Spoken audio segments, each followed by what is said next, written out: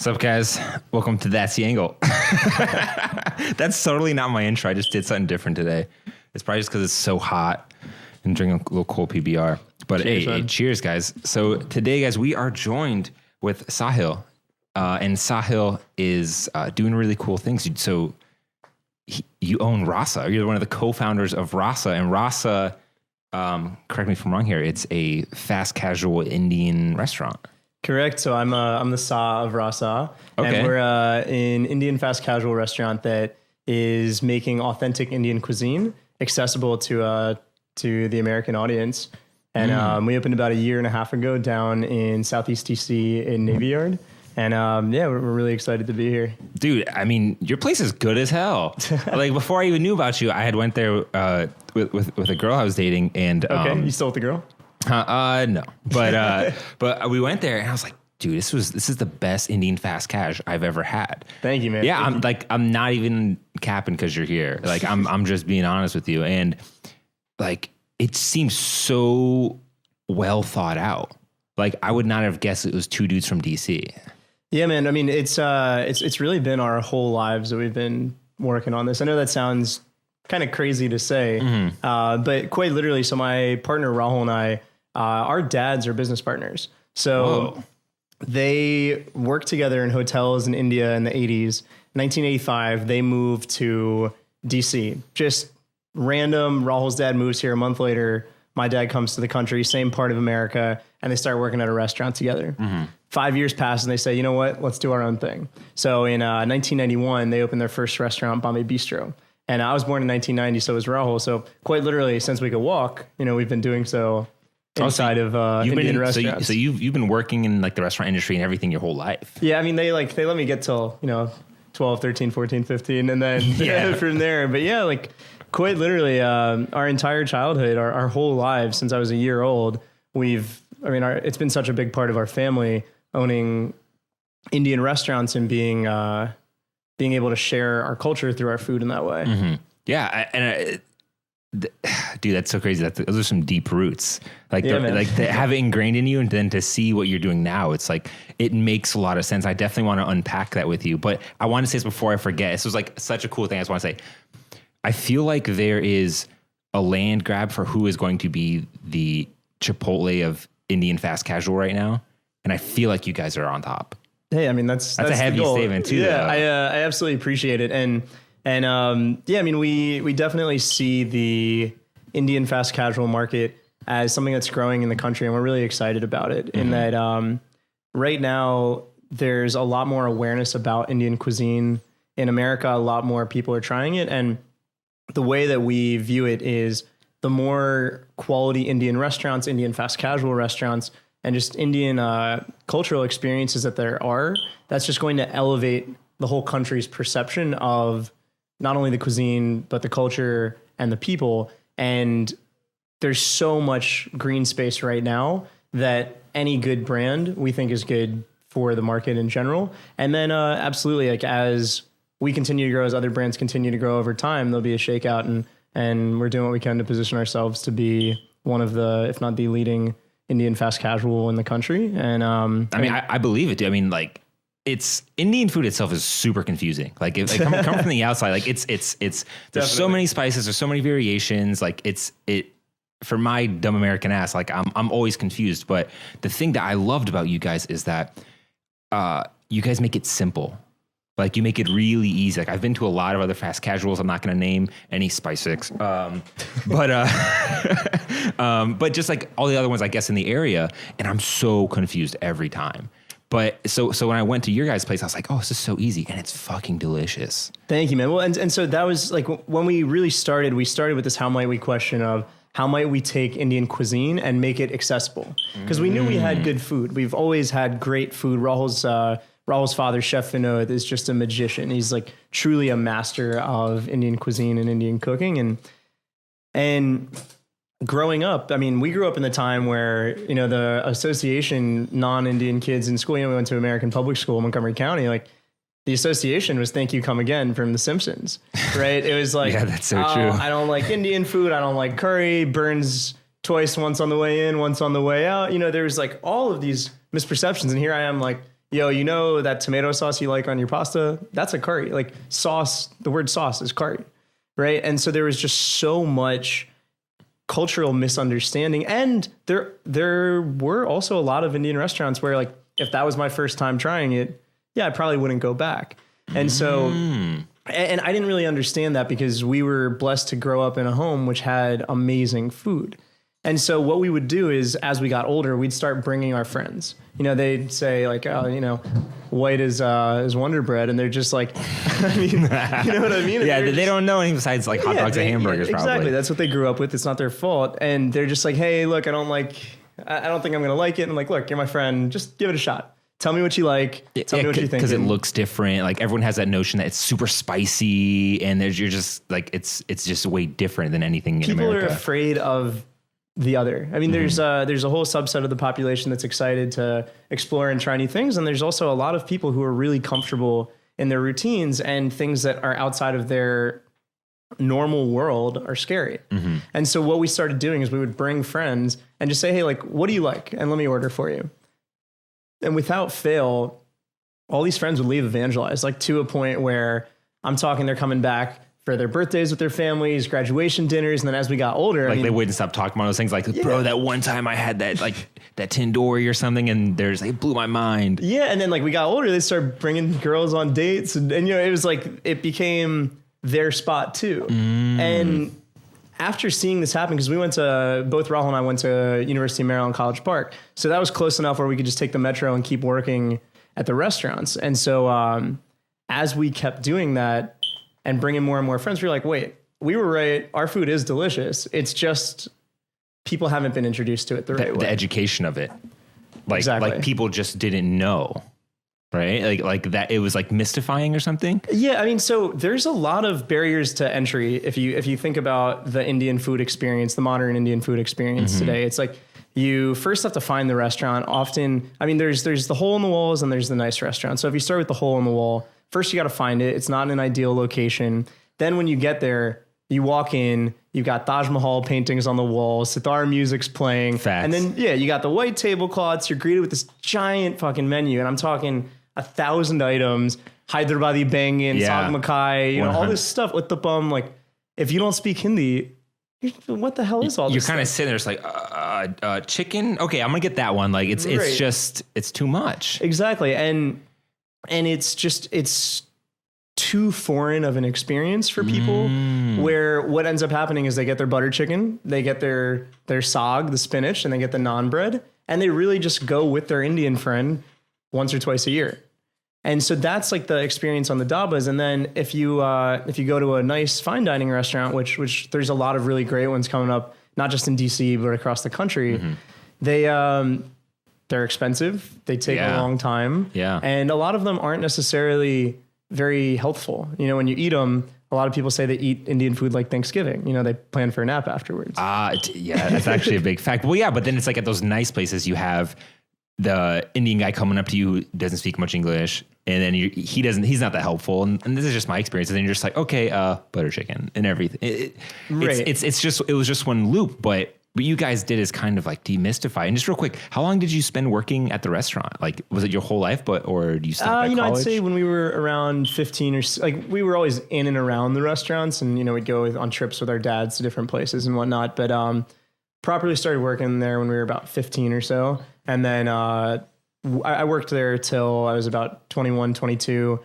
After I graduated from Maryland, I started working at Deloitte Consulting, you know, did the classic consulting thing. And it was funny because we're going to get into that because that's going to be a really good part. I'm planning on that. That's why everything out the way, because that's a really jump the gun. Oh, no. That's a really interesting part. Like, that is something that I think a lot of people are going to connect with on this podcast.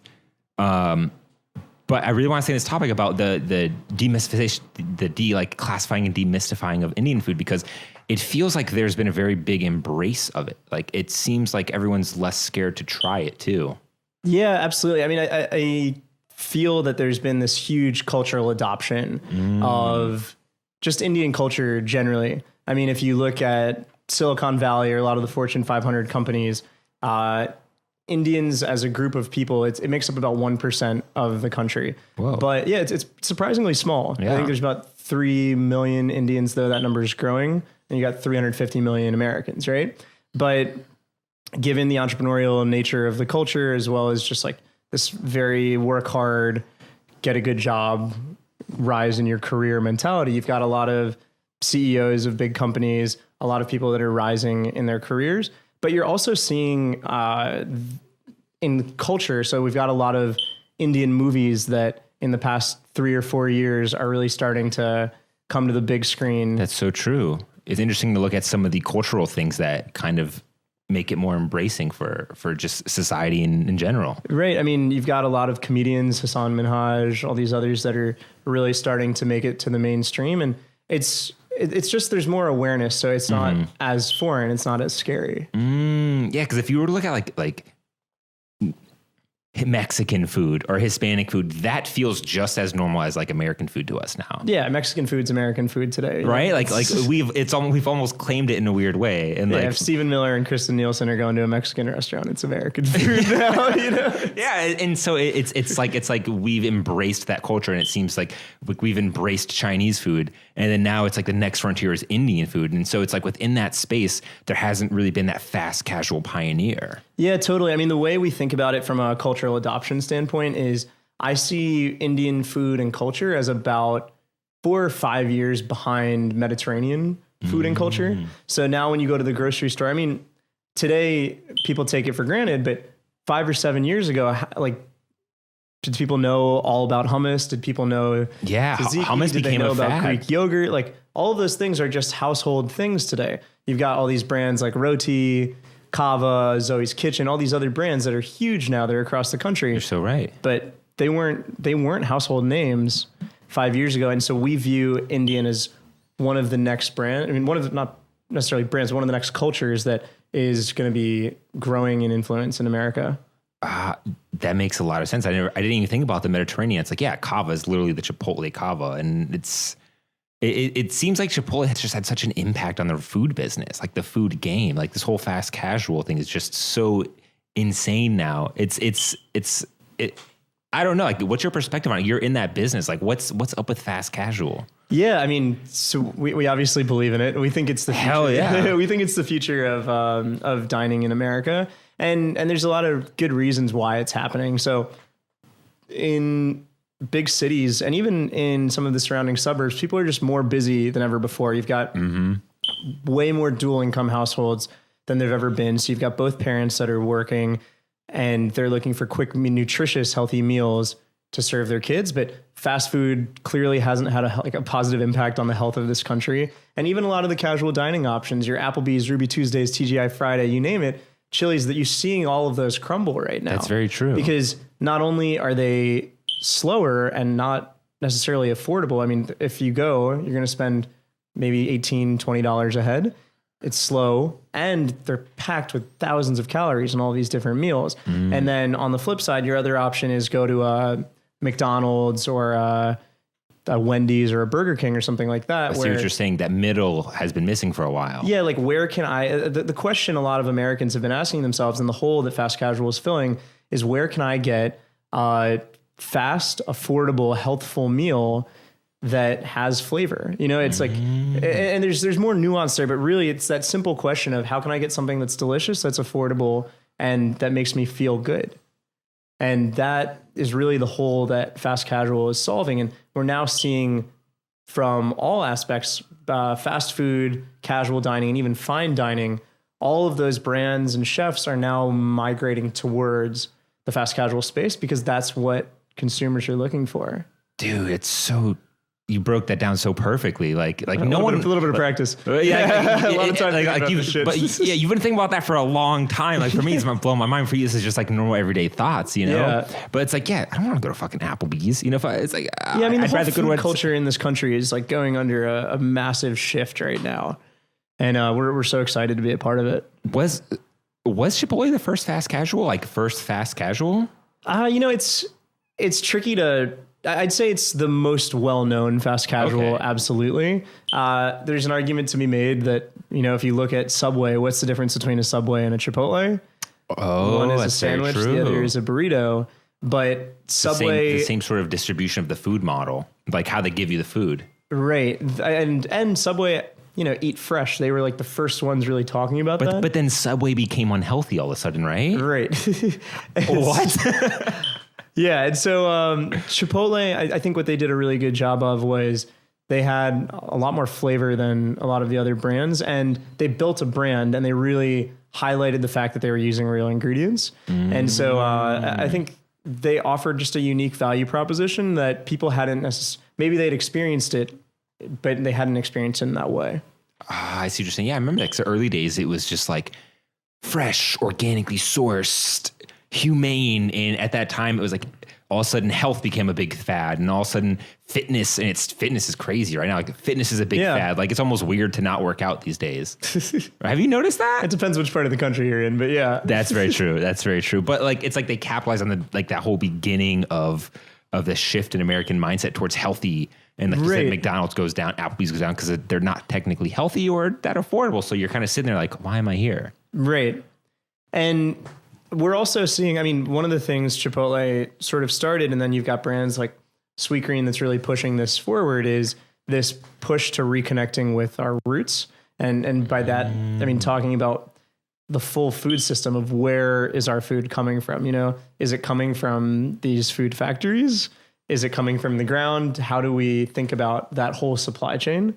And just think about how many more farmers markets there are just in DC. That's so true. Today versus 5 or 10 years ago. And you're seeing a rise in not only healthy fast casual brands, but also just health food stores across the country. And so my hope is that all of this is going to continue, and Americans are going to continue starting to think about their food sources, how they're consuming food, and what they're putting into their body. Yeah, it's interesting that as we've gotten more busy, we started to give more of a shit about what we put into our body. You think it would kind of be the opposite effect, right? Like, well, when a third of the country is like overweight to a point of obesity, it's like a major health crisis. People don't think about it, but how many people are dying from heart attacks, from diabetes, all of these preventable causes that we're just not thinking about. Yeah, well, that's just been big on the forefront of everyone's minds. Maybe that's why everyone's living so goddamn long.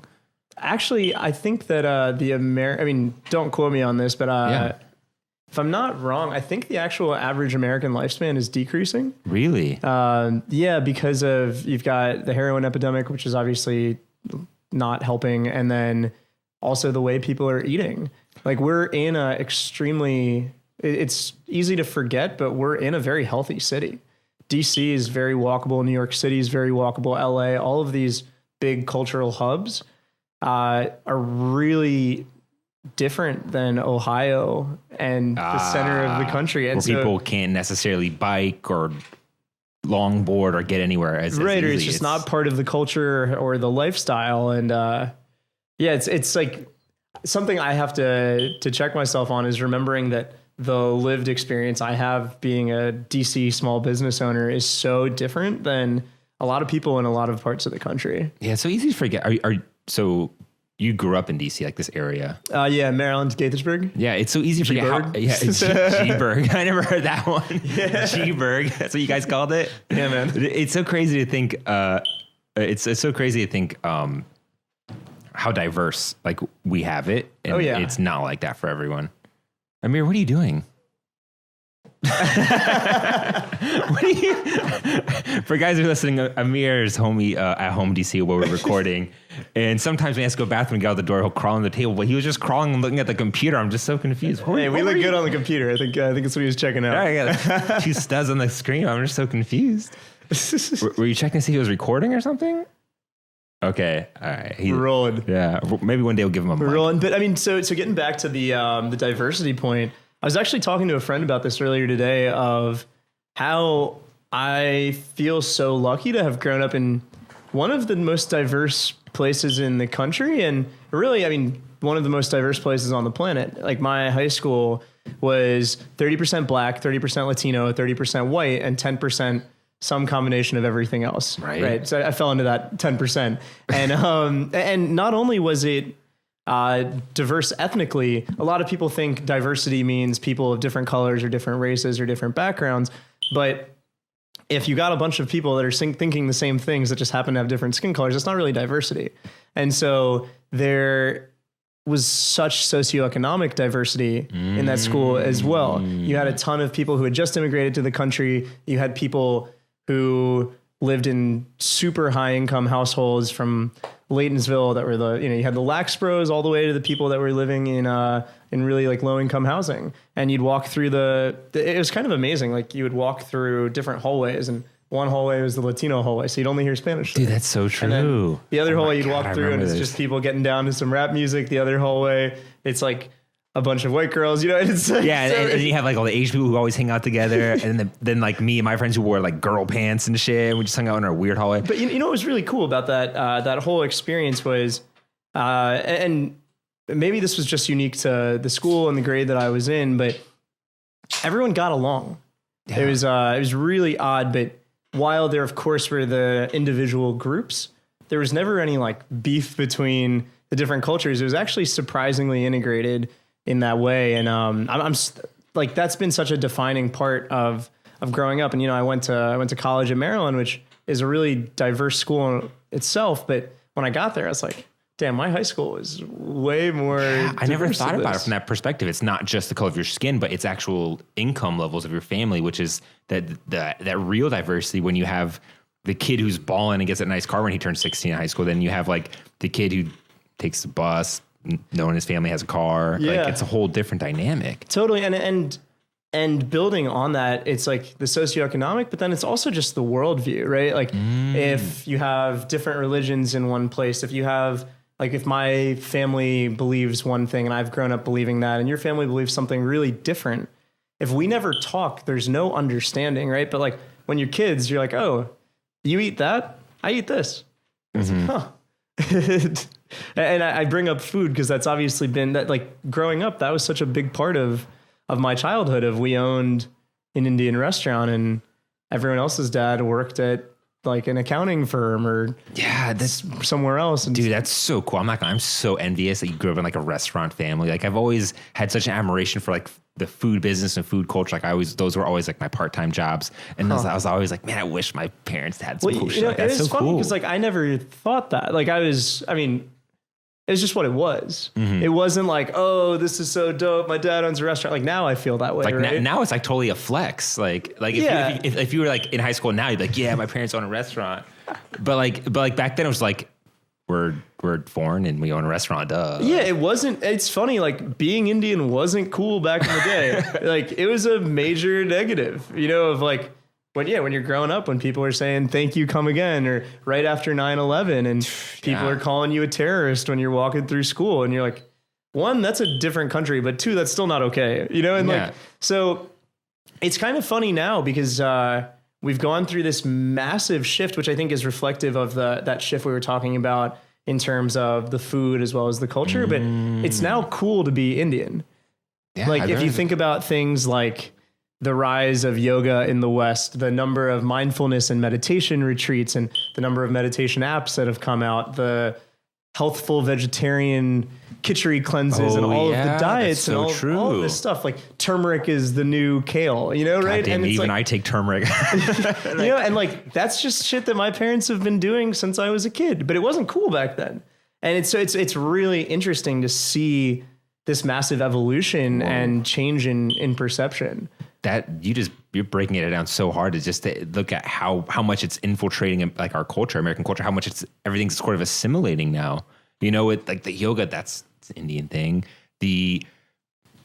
I just want to say Indian food is fucking amazing.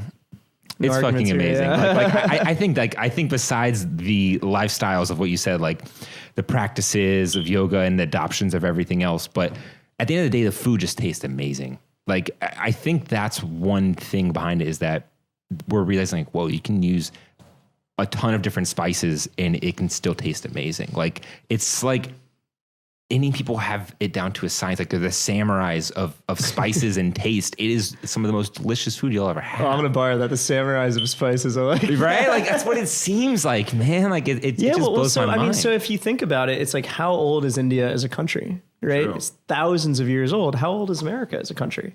And Michael Pollan does a really good job in his work talking about why American food culture is so fucked is because there's no American food culture, right? Like That's true. Americans have amongst the worst diets in the world. And a big part of that is we aren't steeped in these ancient traditions where it's balanced meals, right? Like we are this, a beautiful part of American culture is that we're a country of immigrants, but as a result, it's just this melting pot where we haven't created a healthy food culture. And healthy doesn't mean you're eating all of the kale and cauliflower you can find. It just means that, I mean, and again, everyone has a different definition. I like to think of healthful. And to me, that means having like a nutritious and balanced diet that is well-rounded. Yeah. It's like a cultural view on how you should sort of eat and like be as a person. Like almost as if America didn't spend enough time alone to develop its own sort of viewpoint of like how to be a good person or something, or how to like be nutritious and stuff. Like, right. Like, but we have a very like exploitative nature as a country. Okay. And I suppose, you know, like, let's take, I don't know. There's a lot of different, drugs that we abuse. You know what I mean? So like in Peru, the cocaine plant or coca leaves, right? They have a lot of medicinal uses. True. Where here we refine it and we use it to get the to derive the maximum pleasure in the shortest amount of time. And I think that mentality is something we've done in most everything across the culture. And I mean, it's served some really great purposes, but as a result, we're just, you know, it's like you're squeezing a fruit just to get the juice, but you're not getting all of the nutrition from the fruit overall. It's interesting. Yeah, like we just squeeze the goddamn fruit for everything that we do. Right. We just go for what we think is the good part, but you have to have a more well-rounded, balanced approach. Like we're not thinking about the rind or the actual fruit to eat. We're just like, give me that goddamn juice, dog. Like, yeah. So I think like as a whole, I hope we continue moving towards more holistic living and really thinking about the implications of our actions and how we go from that exploitative nature to really living in harmony and balance with not only ourselves, but nature and all of the other beings around us. I think it's like a capitalist notion too, the whole exploitative, like because of our capitalist society, that's kind of what it is at the end of it. Like in a weird way, capitalism is kind of exploitative. Like you find something good and you make it better so you can make more money, or you could just make it better to help more people, depending on how you look at it. But you have to exploit something good to make it even better. Yeah, absolutely. And I mean, think about our farming system, right? Like we have all of these animals we're growing in farms, and these are more like lab rats or lab animals than real natural products or natural animals. And we're not, it's not normal. It's just weird. Mm-hmm. And that's what we're putting into our body. So we've taken all of these shortcuts to exactly like you're saying, maximize profit, maximize the speed at which we grow and things of that nature. And as a result, we're degrading our lived experience, our bodies and the planet. Is that something you think about at Rasa? Yeah, it's something we think about all the time. And it's an area that we're growing into as well. Like I did not know a ton about a lot of the inequities in our food system. And I'm still uncovering more and more every single day. And that's such an exciting part about being on this journey, is realizing now, it's weird to say, but now I'm a part of the food system. And so I get to ask myself, Rahul and I, we get to say like, who are we in this system? How do we want to show up? And everything you do has an influence on the world around you. So what kind of influence do we want to be? Well, especially when you're feeding a lot of people every day. Like it's different to, I don't know. When you own a restaurant that you're feeding, I don't know, I'm guessing hundreds of people every day. Yo, is that beep your fire detector? Dude, I'm about to unscrew that thing. Like, I don't know if I can reach it, but like, I'm literally about to jump up there. It's so fucking hot in here that it feels like there might be a fire going on. That's why we have cold beer, dude. Hey, man, what cheers on that? See, this is like why I love doing podcasts. We could just stop it and be like, what the fuck, this fire detector? Oh my God. Just need some batteries or something, or the batteries to be pulled out. One or Is the that other. going to do anything? Oh my God. Why am I not talking right now? Yeah, you're like on mute mode. Yo, you got to put a battery in there. That's why it beeps. That's like you don't have a battery. Dude, I can't get over the moss on this ceiling. Dude, isn't that crazy? So fucking cool. This is such a cool studio. Yep. No, we can definitely see you. I'm keeping this in. This is great, by the way. Wait, what are you doing? I think I've disconnected it. Did you disconnect it? Well, there's no light on it anymore. Good. All right, cool. If there's a fire in here, we're all going to burn and no one's going to know or hear it. Yeah, this video will be our evidence. Yeah. Thank you, Umi. I appreciate that. Because every time it beeped, I'm like, oh, maybe it'll beep in like 20 more minutes. Nope, it beeped in a minute. Right. Oh my God, I can't deal with it. Yeah, we're like just starting to embrace this heat in DC, dude. Like, it's like a constant sweat now. I don't agree with really anything that Donald Trump says, but DC is a swamp, man. Yeah, it's definitely starting to feel like it, dude. It's so fucking hot. God damn. All right, where were we? We were rambling for a while, talking about the food system, culture, diversity. No, but these are some very important facts and angles because I think it plays into everything that you think about and how you approach what you do. Yeah. You know, I thought Rasa was a corporate thing. Like I thought it was like, and that's a compliment to me. Like I thought it was a well-polished corporate thing. I did not know it was two dudes in DC who built something that was based off like family recipes and just, wanting to, I don't know why did you end up making Rasa? What's the story there? Yeah. Well, so when I was 17, I wrote a small business plan for an idea very similar to Rasa and similar to like kind of relating to what I had alluded to before. The whole idea stemmed from this notion of, I know we've got delicious food and really wanting to share it with the world and as I've gotten older and spent more time working in this space and what's oddly enough coming up for me now, it's kind of this idea of wanting to be accepted. Whoa. As like strange as that sounds, What do of you like mean? the food that is just a part of your family and your life. And like literally it was what my family did and is what my family does, was just rejected at a very young age growing up. You'd bring Indian food to school. Oh, that smells. What is that? It's not a turkey sandwich, right? True, yeah. It's not Frito-Lay. It was foreign, like the exact. It was so foreign, people were just turned off or something. Yeah, and so there was this. I guess the narrative I've had in my mind for a very long time, which is absolutely part of it, is that Rahul's dad, Chef Vinod, just has this incredible food, and year after year, I saw hundreds of people like change their minds and open their minds, and there's something so beautiful about the power of food to open people's minds to new cultures, to new ideas, to new connections with people from that part of the world. I mean, I get really jazzed about this idea of people walking into Rasa not knowing what it is, right? And they come down and say, "Oh, it smells good. I know what spiced beef is. I know what tomato garlic sauce. I like green beans. It's got green beans. Let me throw some cucumbers and mango on there. Great." Yeah. Got no fucking idea what kind of restaurant it is.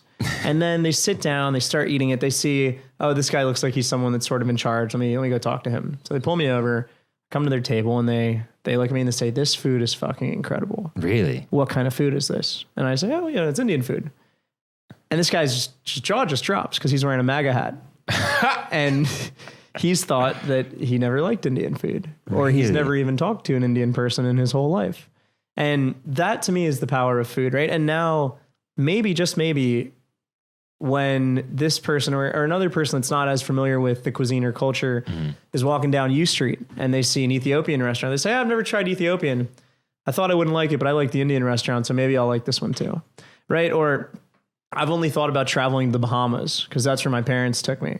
But I had that Indian food. It was pretty good. Got an Indian coworker. I got something to talk to him about. Now maybe I want to travel. And to me, the root of all of the dysfunction that we have in our country right now, and a lot of the problems we're having globally with nationalism, really stem from this root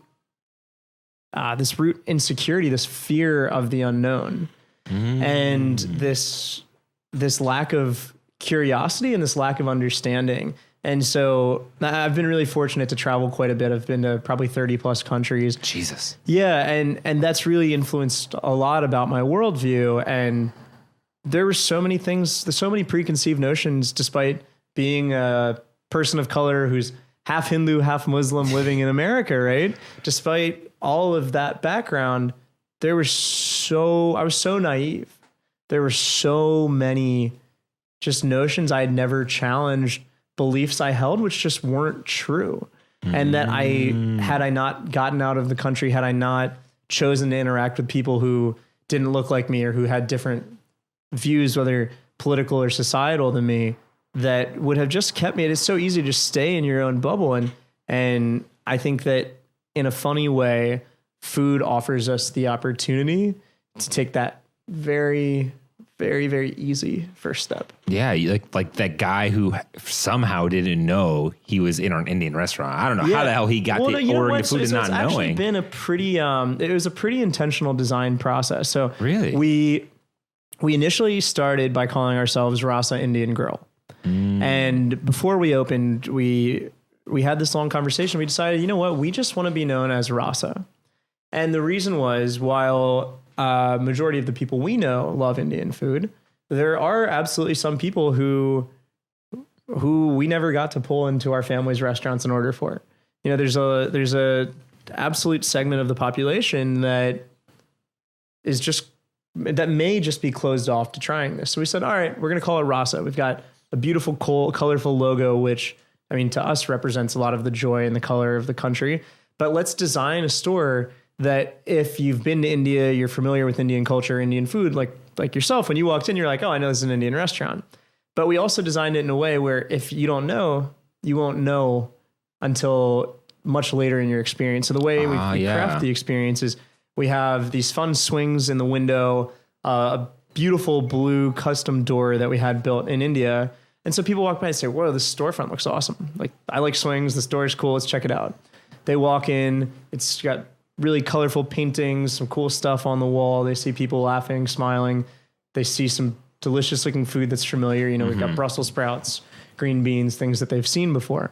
And so they walk down, they go through that line, they have that ordering process. And only at the end of that experience. So we actually, while we view ourselves as cultural ambassadors and we're really excited to play that role, we've decided, or we feel one of the most effective ways to play that role is actually by not necessarily leading with it. Ah, that's interesting. So we think of ourselves as a great fast casual dining option that happens to be Indian. That's such an interesting approach. Like, I can imagine how much thought went to leaving that little bit out of the name, of leaving out Indian Grill, because it's like, do you want to be like Nike, we make shoes, or just Nike? You know what it is. Like the same thing with Ross, same thing with every other brand. So when we started, you talked about this idea around how we have the opportunity to be one of the, if not the best Indian fast casual in the country. And while that is a title we'd be honored to hold, I'm much more interested in being one of the best fast casuals in the country, because I don't want to limit myself to just being an Indian fast casual. Excuse me for pigeonholing. No. I mean, it's something that we think about a lot, though, of I never, as part of our work in trying to open people's minds using food, I never want to pigeonhole ourselves in a way that doesn't provide the opportunity or reach that hand out to somebody who might not be inclined to try Indian food, who might walk in otherwise. I see what you're saying. Does that make sense? You know, it makes a lot of sense. Like, I love that thought process. Like, it's don't think of it as just Indian. It's us as a brand that's going to probably change your mind on how you view something. And you're right. The logo is totally inviting. Like, the colors, the design, the font, it's very nice, and it's set up very well. Like, thank you, man. Appreciate I can see it, dude. Like, I love when I see great branding. Like that's like, I literally ate that at one time because I was like, this brand just looks good. I was like, that word just looks great in those colors. Good design's important, dude. It's so important. It makes you happy, right? It does. The Indian Grill under it would have like been, let's maybe go to that place next door, you know? Yeah. But and we wanted to feel like while we're a fast casual, we have what a lot of people call an elevated design for a fast casual. And that was a very intentional decision. So like when you go to a Chipotle, they have these like wood or steel seats with no padding on them. It's very cold and industrial. Yeah, they kind of go for that vibe. Yeah, and that's actually pretty intentional. And the reason is because they want to turn seats. So they don't actually want you to stay for more than 20 to 30 minutes. They want you to eat and get the fuck out so that someone else can eat and then keep continuing that pattern, right? And so for us, like, while of course we're in the same business and we absolutely like want tables to turn and all of those things, we like also a big part of Indian culture is this hospitality and this like, welcome to my home. You know, like we're so excited for you to be here and to experience this in however you want to experience it, but we're going to show you love when you're here. And that's why we very intentionally put padding on our seats. We designed up, we serve wine, we serve beer, we serve cocktails because we want you to feel comfortable and enjoying your experience at the restaurant. Dude, yes. And we should totally unpack it now. How did like the journey to Rasa start? From what I know, you guys did what I think 70% of the 9-to-5ers dream about every day in the city, and that's quit your day job and start something you actually care about.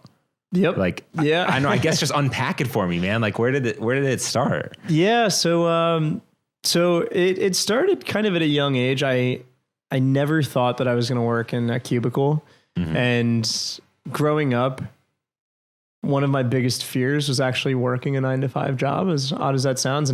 And now having some space from it and looking backwards, it makes a lot of sense. I mean, my dad was obviously the person I was looking up to, a big role model, and he owned his own business. And that, I guess subconsciously somewhere, it's like, oh, I want to be like my dad. Yeah, you're surrounded by essentially entrepreneurs at that point. Yeah, and all of my dad's friends who, I mean, we kind of were raised in more of a village than anything. Like all of our parents' friends happened to move from India to this area, and yeah, so we grew up with like not just my mom and my dad, but we had so many parents and so many friends, and it was kind of like this communal way of growing up, which was really, really special.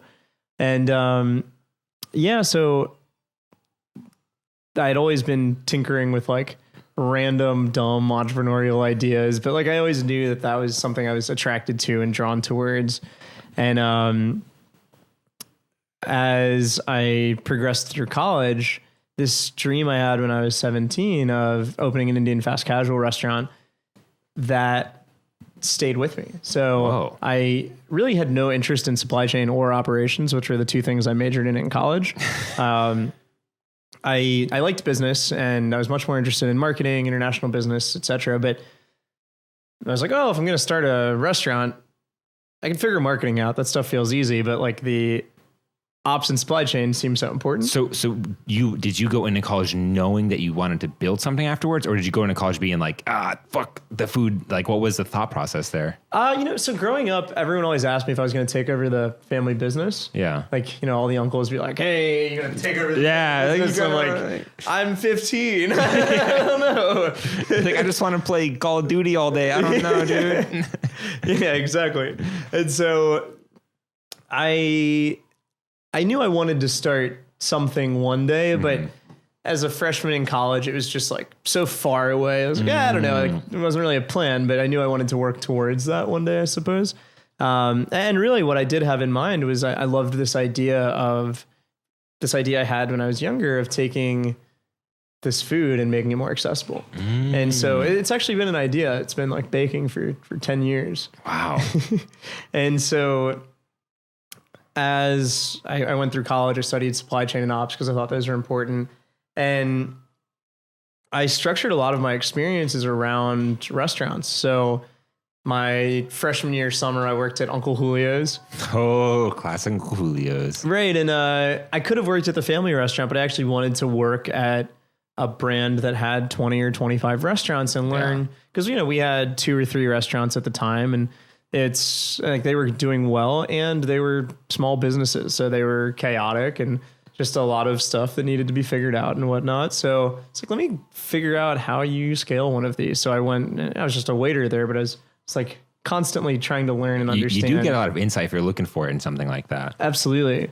So I did that. And then actually the summer before my senior year of college, I had the semester before I had been studying abroad in the south of Spain in Sevilla, which is like, if anyone is thinking about it, like you will absolutely love it. Where were you? In Sevilla. Sevilla? Oh yeah, in America we call it Seville. It's fucking incredible, man. Like one of the prettiest cities in the world, and the nicest people, the best food. It's really a magical place. So I basically I went abroad with 4 of my best friends from college.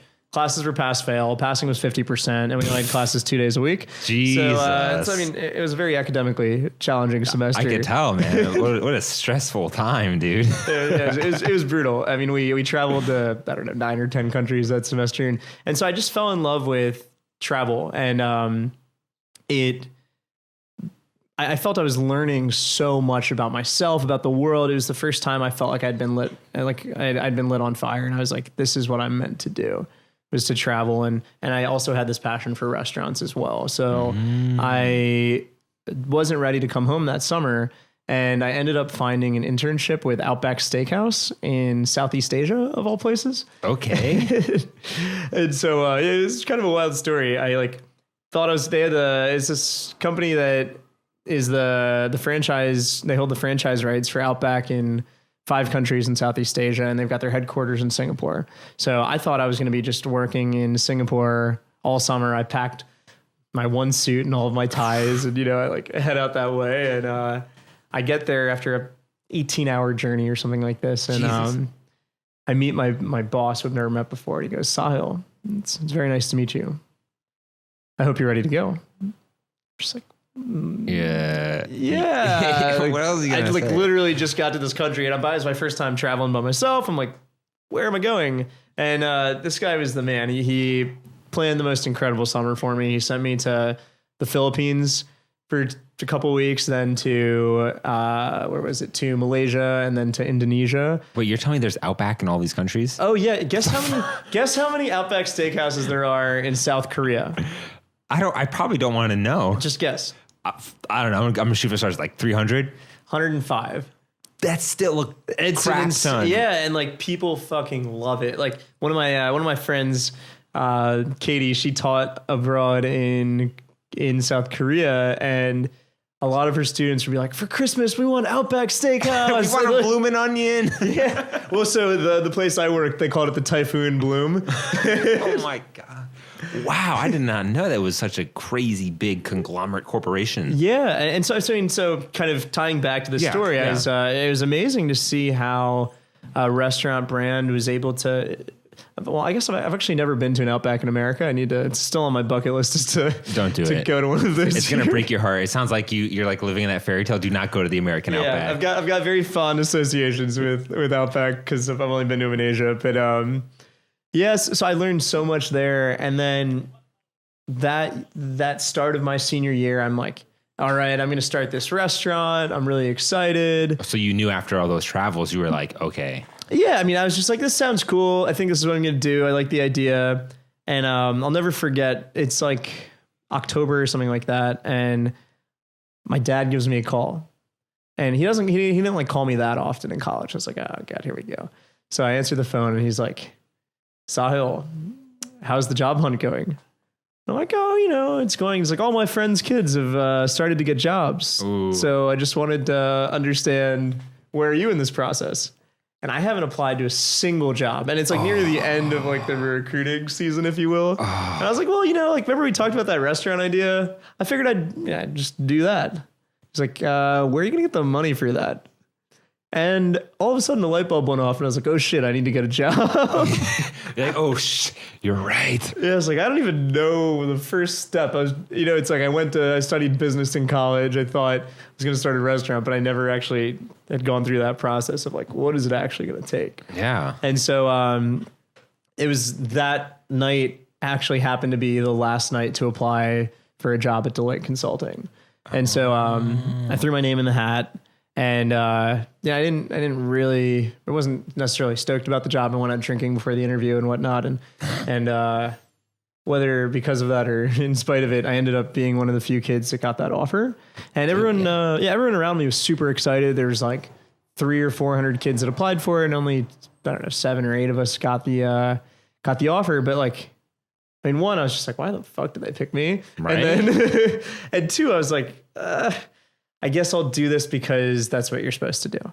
Yeah, I mean, I can see at that point, like everyone's like, "Oh my God, he's got like the dream job after college." You got selected. Like from your dad's point of view, he's like, "My son's working at Deloitte." You know, like that feels real good. Yeah, to him there was like a lot of familial pride and like things like on that. On surface, that seems ideal.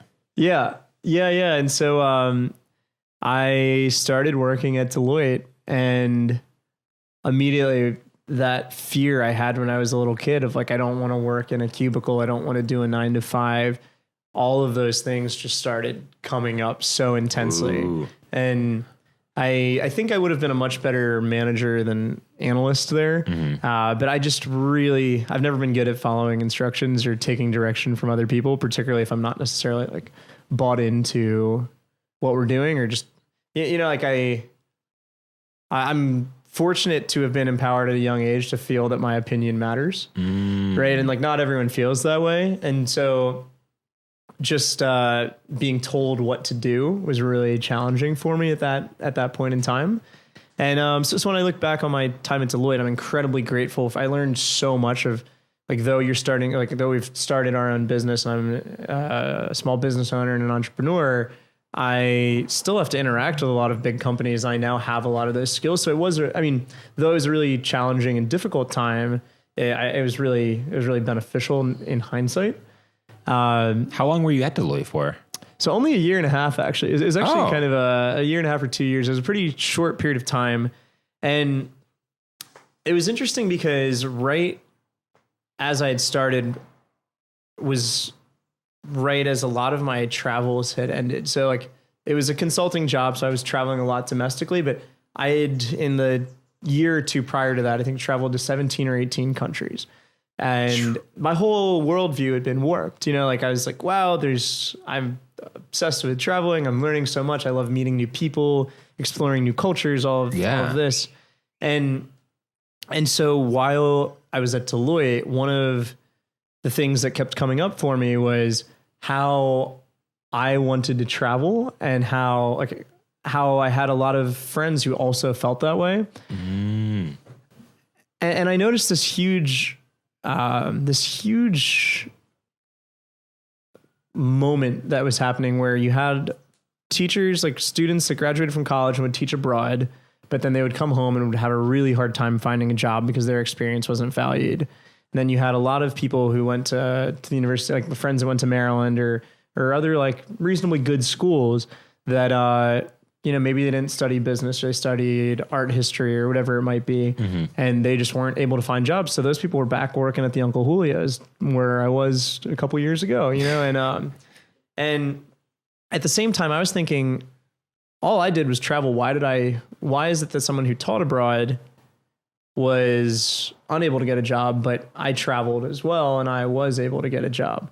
And what I realized was just this shift in narrative of viewing travel as a tool that allows you to grow and be better in an environment versus something that holds you back. What, dude, something should be said for what travel, like the impact of traveling on your brain.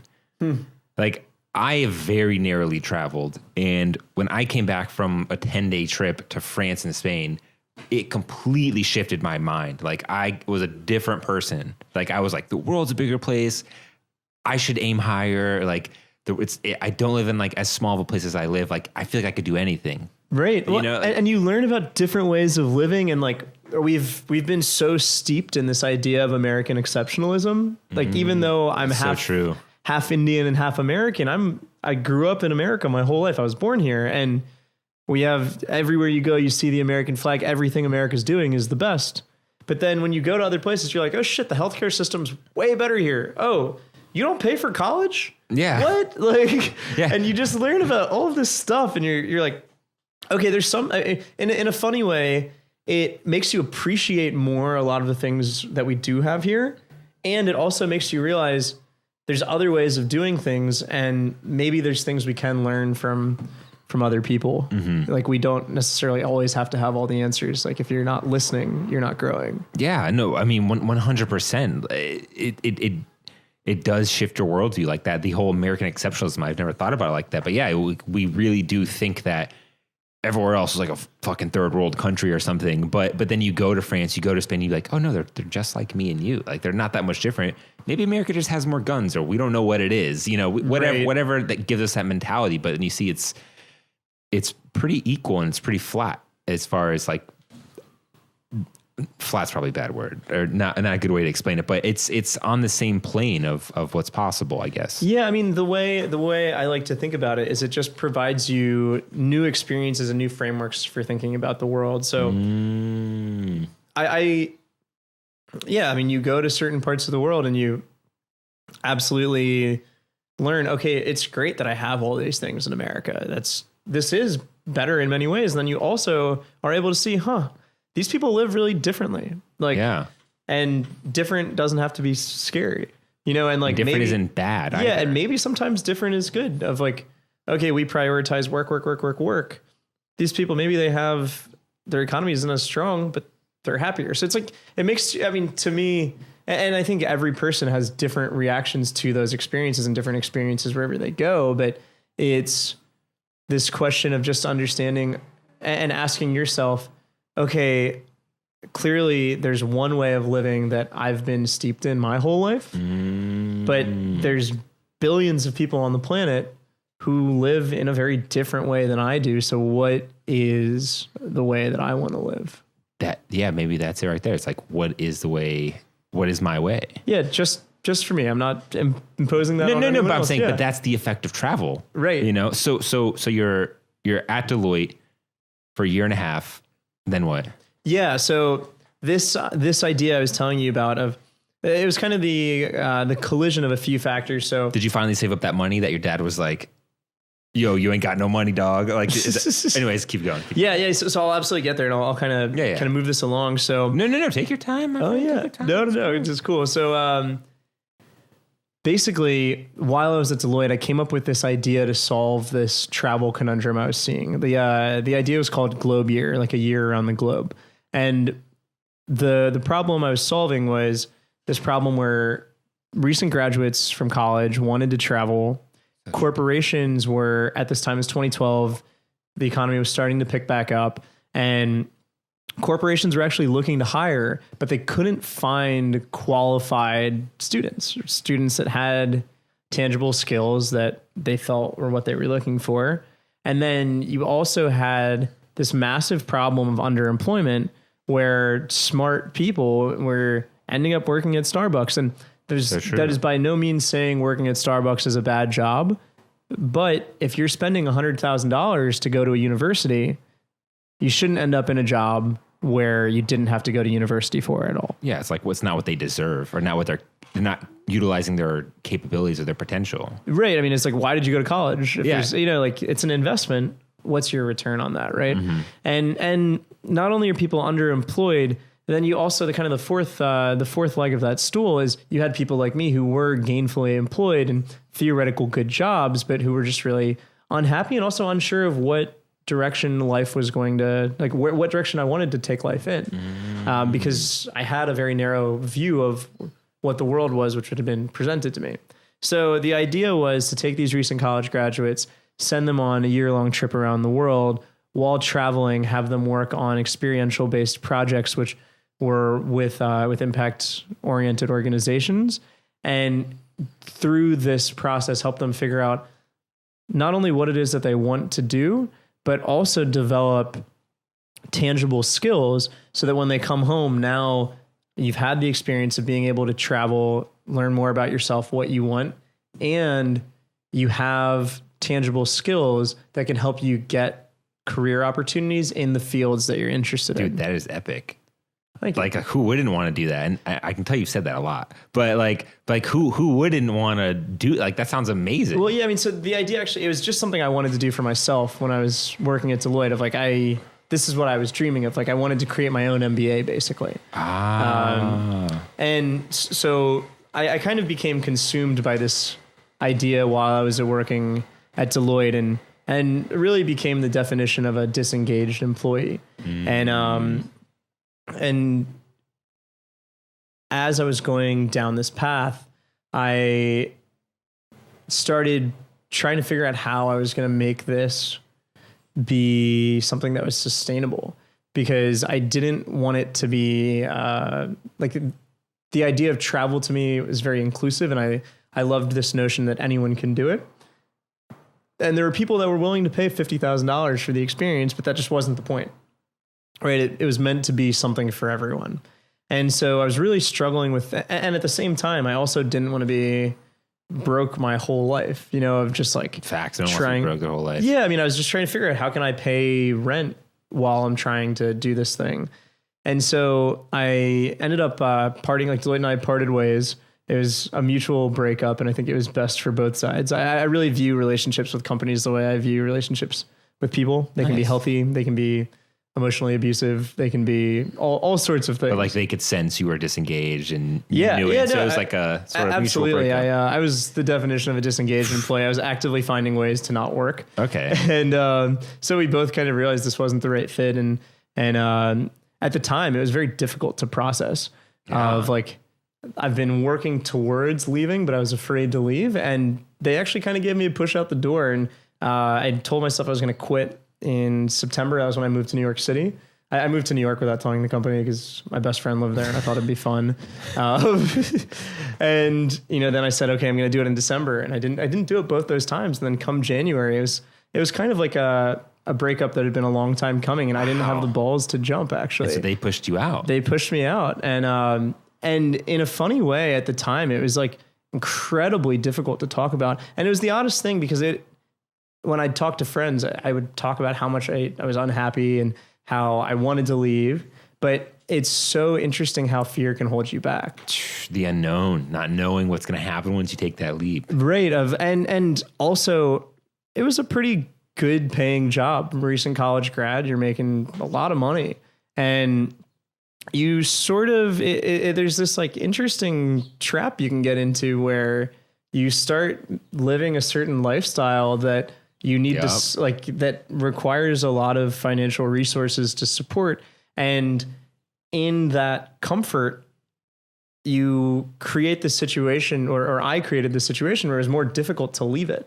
Yeah, because you start buying nice things, you start getting, I don't know, a mortgage, a car payment, whatever it is, and you become like a slave to it. Like all of a sudden, I have to stay here for another year or two. Right, and you forget that you can be fine without those things. Oh. And the more you surround yourself with other people who that's their worldview too.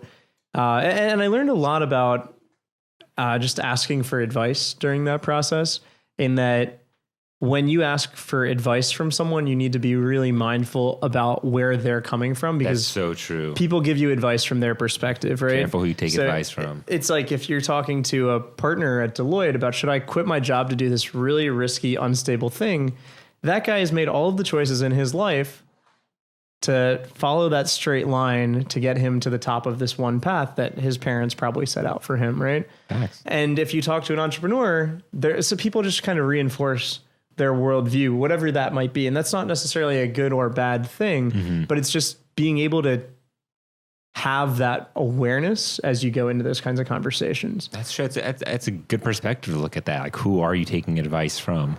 Yeah. And just knowing where they're coming from and how you value those. So you quit Deloitte, you moved to New York. Were you pursuing that whole idea that you had at that point? Yeah. So I left Deloitte. I spent a few months kind of full time working on Globier, and a couple things happened. This is like, as 23-year-old me, it's funny looking back now, but I broke up with a girl that I'd been dating for the year, and it was like my first breakup, and it was sort of this like broke two hearts at once kind of thing, went into a downward spiral, and it was just impossible to focus. I've never really had anything quite happen like that, but it's sort of just like, just staring at the ceiling, that the whole 9 yards kind of situation. Wow. And I spent probably like 4 to 6 months just like building myself back up and really like recreating myself to some extent, which sounds odd to say, and it's funny looking backwards, but that was, though it was sort of a dark and difficult place, it was the the most important period I'd say of my life. Really? In that, through that experience, are you familiar with an organization called Starting Block? No, I never heard of it. So actually Matt and I, that's how we met. So they are this incredible, Starting Block's this incredible community of like 2,000 to 3,000 ambitious young people around the world who are a combination of creators, entrepreneurs, activists, and people that are just looking to make a positive impact on their small part of the world or much broader. And so a number of friends in New York had kept telling me about this, people I really looked up to and respected. So I went to that, and it just really like was the doorway to a new world, in that I'd always felt another way was possible, but the only options that I had seen presented. Was that your phone? No. Did you man? I swear I have this. Don't do that. Nah, it's all good, man.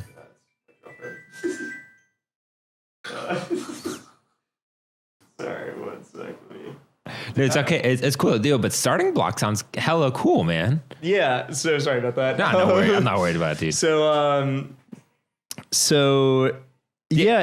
was really like this doorway to this new world. So I had always thought another way was possible and felt like I had never fit into the conventional mold. So they put you in touch with these people? Like, what was it? It was like a community or an online community? So the way that it works is they have different institutes, and at your institute there's 70 to 100 people or so from around the world. I went to the one in LA. I think they've got 3 or 4 that happen across the globe. Yeah. And I just met all of these really interesting, creative, entrepreneurial, open-hearted people that were all on their respective paths and wanted to create their own future. And then once you go through and it's a pretty intense experience, once you go through your 5-day institute, you're now a part of this broader community where wherever you go, that community exists. And so, I mean, that was back in 2014 or so. And that really just served as kind of the first lily pad, if you will, of opening my mind to a lot of new possibilities. And so while I was on that path and just like getting more in touch with myself and more aligned, but still like pseudo working on this education idea, I found a company in Chicago called Experience Institute. They were doing really similar work. It looked like they'd figured out the business model. And I contacted the founder. I said, hey, we're doing similar stuff. I would love to find a way to create a role so that I could come and learn and see what y'all are up to. And so we talked for a couple months and decided, all right, let's do this thing. Dude, that's a big thing right there, though. Like, that takes a lot of humility, too, to do that. Because, like, you want to do your own thing, but you found someone further along, and you're like, yo, let me come work for you. Yeah, it was a really interesting process. And I'm really grateful I did it, because I wanted to understand how is someone else doing it, because I was having a hard time finding those answers myself. And the funniest thing happened was, I think this was May 2014. I signed on with Experience Institute, and right before I left, I met a new girl who's the one that was just calling me, and it just so happened that my business partner Rahul, who's been my best friend since I was born, he and Ode, my girlfriend, lived a block and a half away from each other in New York City in the Lower East Side. Whoa. And I was at Ode's place all the time. And so one night, Rahul and we grabbed drinks at a speakeasy. And actually, our dads, we'd had this restaurant in Deek Heights where we had worked for a really long time. And the landlord, our lease was ending. The landlord wanted to turn it into a doctor's office. We're like, all right. Okay. So we decided to get drinks, just like catch up. We were talking about that. And this was that moment where we had started seeing this change happening in society, where people were becoming more open-minded and more adventurous eaters, and fast casual was really hitting its stride. And it felt like the idea we had back in high school, that moment was really happening. Whoa. And we could feel it. And we grabbed drinks and we said, you know what? Like, would it be too crazy to like do this? And Rahul had been working in investment banking for the last few years at that time. And I knew he wasn't loving what he was doing. And this idea had started like sparking back in my mind. I was like, I mean, would you be open to this? And so we we started talking about it. I ended up moving out to Chicago to work with Experience Institute. But that whole summer, like every weekend, we'd spend a few hours like researching the market, trying to figure out how the fuck you start a restaurant and all this stuff. And in this like very full circle way, it was July that year. I flew in from Chicago. Rahul came down from New York because it was the last dinner we were having in Indique Heights before we closed the restaurant. And that day we had decided we were going to tell our parents we were going to do it.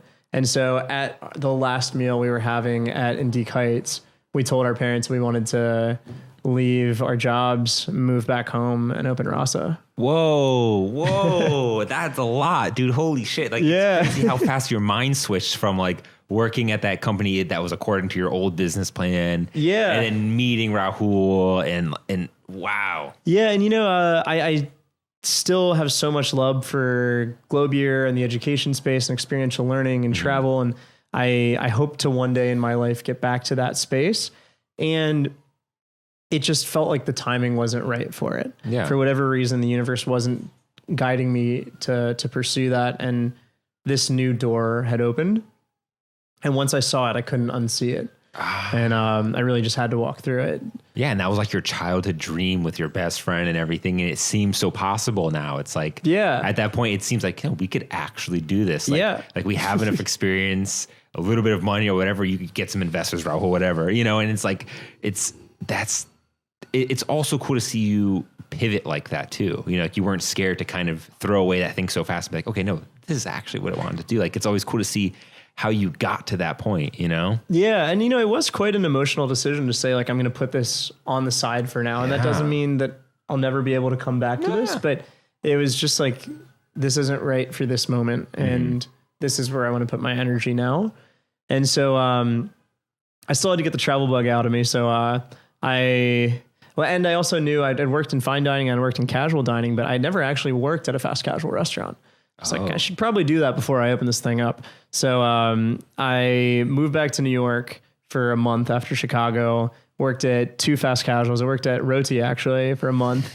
And that same month I worked at, because I wanted to see how like a well-oiled machine, they had 25 or so restaurants at the time. And I also wanted to work at a startup to figure out what the hell it's like to actually be in the trenches starting something up. So I worked at Roti and then this other great brand in New York called Field's Good Chicken. Okay. And it's this great guy named Field Failing, and he has this like neat story of he's like a professional biker and he wanted healthy food and he started cooking these amazing meals. And so he opened up his first restaurant in Fidei in New York City. And they've got, I think, 4 or 5 restaurants now. They're opening a few more, doing really, really well. I'm a little confused how he wants healthy, good food that's fried chicken, but okay. Oh, no, it's not fried. Oh, okay. It's no fried chicken, yeah. Okay. Yeah.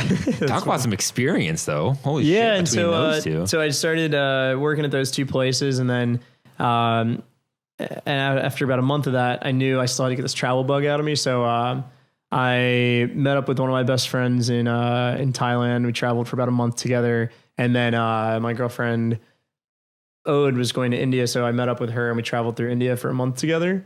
And then after that, I came back to New York. Rahul and I rented a U-Haul because, we both grew up 10 minutes from each other, packed our shit and drove down to D.C. Dang, the move back home, baby. Yeah, man. God. It's I know exactly what that feels like, man. I've been there, dude. Where are you from? Dude, I'm from Virginia. Yeah, man. Born and raised, grew up in Virginia. Went to school ODU. Studied audio engineering. So you can imagine what it's like getting a job in that after school. Yeah. But it seems like you're putting it to good use. Yeah, actually, it's pretty ironic. Like that's why this podcast sounds so goddamn good. But, I'm not lying. But yeah, it's like I had that same moment where you're just doing something and you end up moving back home to reset. And I think it's an important part. It's beautiful that you could have that support system. Yeah, I'm so lucky to have supportive parents that were more than excited to have me back home. And I'm not going to lie, it was brutal. I went from being like 23, living the good life, making a lot of money, cool apartment in Brooklyn, girlfriends there, like living the life, to moving back to Gaithersburg, Maryland, back in the suburbs, living we literally built we built an office in my parents' basement. We got a pool table, you know, like we never ended up using it, but we spent time building it. Yeah, it was incredibly difficult, man. I mean, I can imagine like mentally, socially, peer pressure wise, like yeah, depending on how you go from making money to not making money. I actually started driving Lyft to help support myself. And you go from status to broke and living back with your parents. You go from being surrounded by friends to not really, you know, like there's not really anyone you know back home. A little isolated from anything. Yeah, and it was, and then you go from freedom to last time I lived with my parents was in high school. Yeah, and you know, there's this whole navigating this new dynamic. And while that was we were back home for almost 2 years actually. And while that was like a brutal period, at the same time I look back on it with fondness. And the reason I do is I realized that if I hadn't moved back home, I would have never seen my parents as adults and as people. They always had just been my parents. And I had never taken the time to understand, okay, they're their own people with their own strengths and weaknesses and fears and insecurities and joys. More humanizing it is. Yeah, and we had never met as individuals. There was always this parent-child power dynamic, right? So versus meeting as two humans that want to connect and understand one another.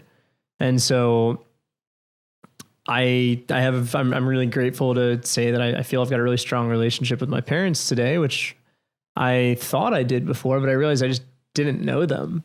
And we now know each other on a much deeper level. And a lot of people don't get that opportunity or don't invest in those relationships. And do you read Wait But Why?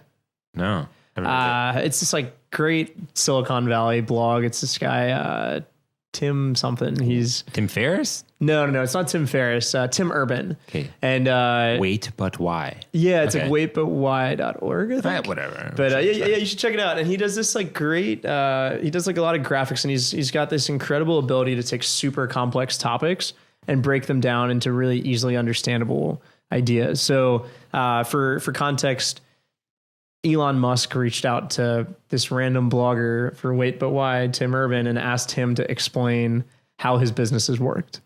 Because he's really talented at that. And so he has this amazing post about time spent with family and time spent particularly with your parents.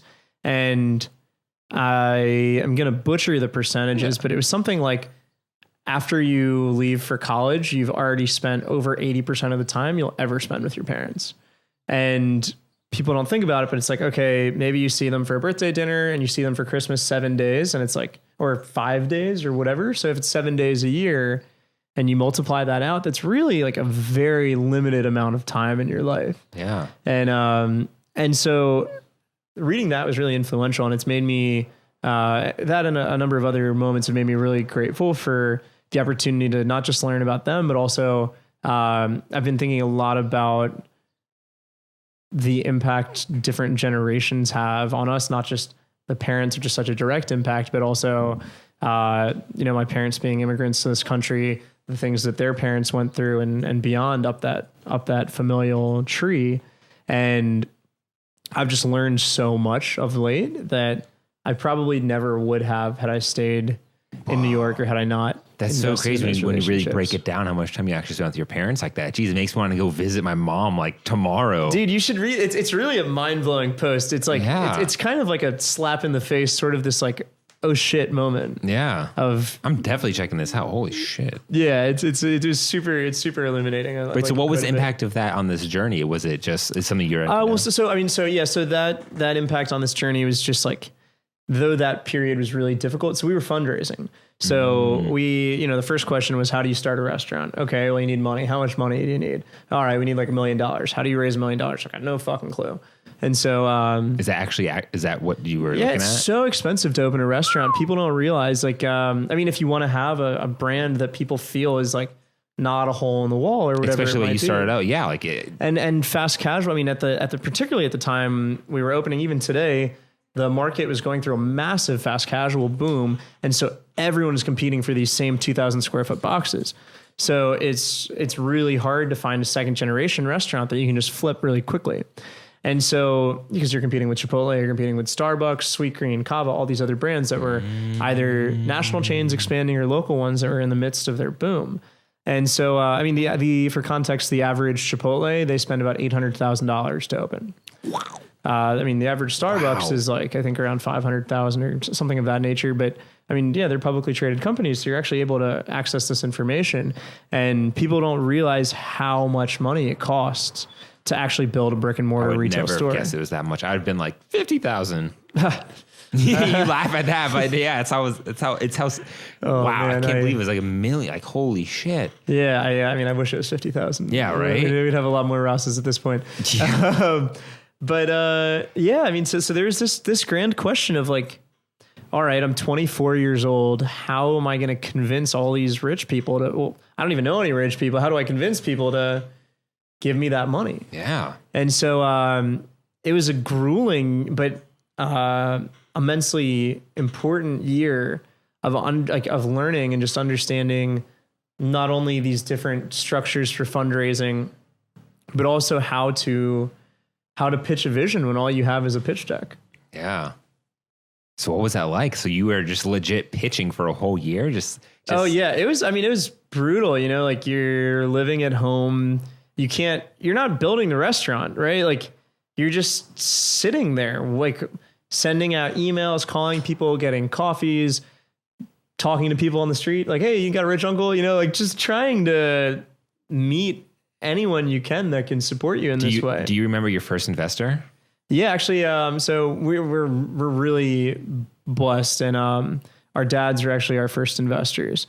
So, and that was hugely important, and it wasn't a massive amount, but and like while we aren't massively financially privileged, we have a great deal of social capital, and that has been enormously helpful. So our fathers have owned, they've owned and operated and are currently operating restaurants, and they've done that for the last 27 years. And they're just the nicest guys in the world, and everyone that meets them, I mean, they feel similarly. So they have all of these people that are really excited to help support them or their families. And I mean, this was so difficult, and that was despite having dads that are in the industry and having but they had like a network they built because they knew a lot of people by feeding them, and they liked the food. So I mean, I guess on that end, it's like, hey, you know, any investors, but I mean, but they never. So I mean, our dads, like, they did it the hard way, right? Like I mean, we have investors. Our dads, you know, they put their lives on the line and went to a bank and said, "You own me now. Can I have the money to open a restaurant?"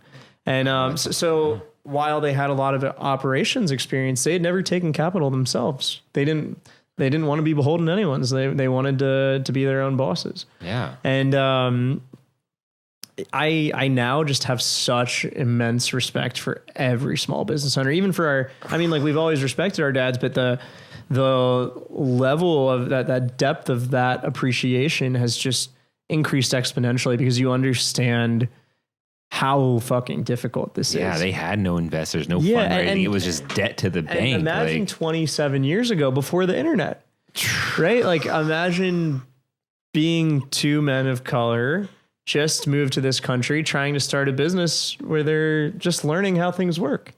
That is insane, and dude. Those are the stories of so many of the immigrant-owned small businesses in America. And I mean, whether I like the person personally or not, like, anyone that is putting the work in and creating something, I now have such a deep respect. It's a profound respect for that. Yeah, as you say, it's so easy to look at a hole in the wall and shit on it. But now that you understand it, you're like, no, this is just what they have to do. Yeah, this shit is hard. Like, they can't afford the nice decoration and the enormous wood doors and the swings on the patio. Like, they have to literally just have some bare bones chairs, a menu, and like a kitchen. Like, we come from our fathers have operational experience. They have a great name. So we've got that social capital to build on. Rahul worked in investment banking. I worked in strategy consulting with two brand name firms. Mm-hmm. We both have a college education from a good university. I can imagine you hitting up all those people like, hey, so Yeah. And now, I mean, and I think of all of those things we have in our favor, and it was still so difficult. Really? Immensely challenging. And I understand now why so many restaurants fail, why so many small businesses don't last. And yeah, so when I see people putting in the work, it's just like, fuck yeah, like I see you. I like now know what this process is like. Damn. Yeah. I mean, yeah, it's like, it's really hard to convince people to buy into your vision, and particularly it's we met so many people that were tech investors who were like, oh yeah, I want to invest in the next Facebook. Like, yeah, I'm not selling that. I'm selling a restaurant. Especially at that time, like fundraising was a big thing. I know this, like fundraising was like the thing to do, is build something off of an idea that has nothing to show for it. But it was kind of the hot thing to do.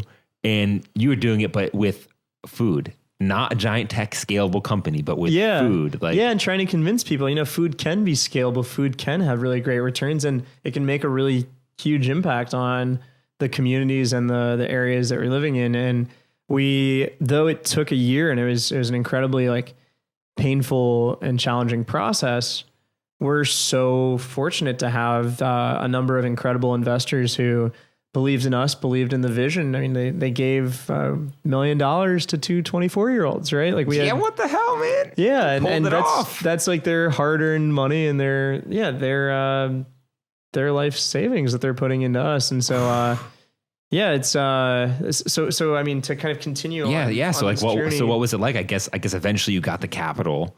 Like, what was it like then? So it was just like one step after another. So it was like, all right, we got the money. And then it's like, all right, now what? Okay, now we need to find a restaurant, because you can't sign a lease until you have money.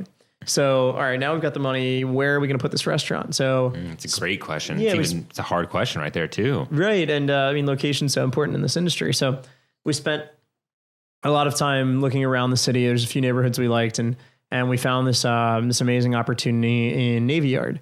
And we really loved Navy Yard because it is a neighborhood that is still emerging. And we loved the idea of being able to be a part of the fabric of a neighborhood as it's growing, to be that local spot in an area where at the time when we were coming in, there was a lot of chains. We were like, all right, we're going to be that local spot. And it was cool because you had the baseball stadium. We said, you know what? If we can prove that we can get people that go to a baseball game to like Indian food, we can do this anywhere in the world. You know what I mean? That's actually trying to look at it. Yeah, it's like you get American as apple pie. If I can get that guy to walk in and like Indian food, we're on to something, right? Yeah. And we also went on fast casual row. So we're next to Chipotle, Chopped, Roti. We were next to Taylor before they closed.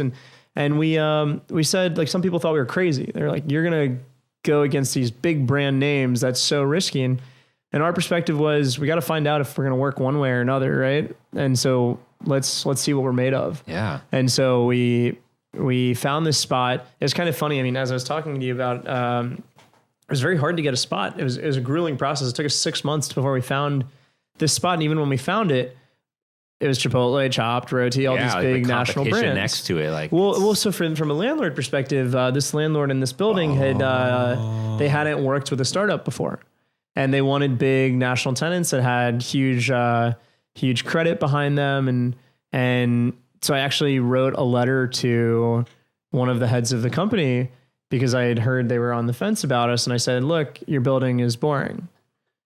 You have a bunch of suburban brands, but you want me. I am a 25-year-old, theoretically high-earning millennial. Who's the person you're trying to get to live in this building? Why would I live in this building when across the street they've got Sweetgreen, they've got cool retail, they've got interesting stuff. You've got Chipotle. It's not doing shit for me. Mm-hmm. And I mean, it was sort of like go for broke kind of mentality. Yeah. And fortunately they got the message, they understood, and they took a chance on us. And what I'm really excited about is there's another DC brand that is a startup that is opening next door to us. And I think that we really paved the path for that to happen with the landlord, because they've seen that this is working really well. We've gotten a lot of good press, and it's been helpful for their building. So we found a space, and then lease negotiation nightmare. But that's crazy that you got it like that. That fucking letter, dude. It's like, that's what it was. It probably was that letter. It's like, look, like, this is different. It's a chance. It's going to be cool. Like, and now they're like, thank God, because now we look even better as a company for bringing these guys in. Like, right. Yeah. And I mean, even that, like, the reason that door was even open, why they were even on the fence, is because that company owns other buildings around the city, and they happen to be our landlord at Indique, which is my father's restaurant. And so, I mean, our dads have been good tenants with them for for a long time. And so, because we had a relationship there, we were able to leverage that relationship. And yeah, I keep harping on this, but I think it's just really important to call out the relative privilege we've had, to acknowledge how hard this is.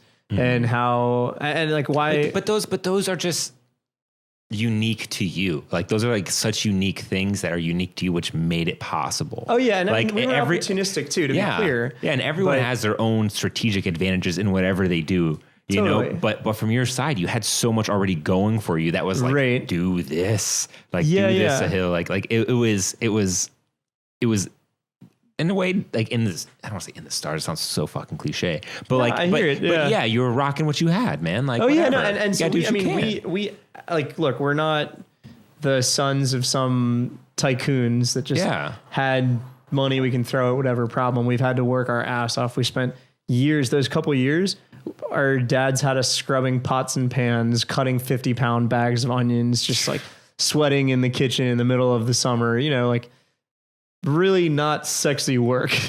And so it's not to say that we haven't put in the work, but one of the things I've learned is a lot of, in the restaurant industry and in a number of other industries, there's a lot of these success stories people see and they're like, oh man, how did they just do that? Or like, oh, this just happened.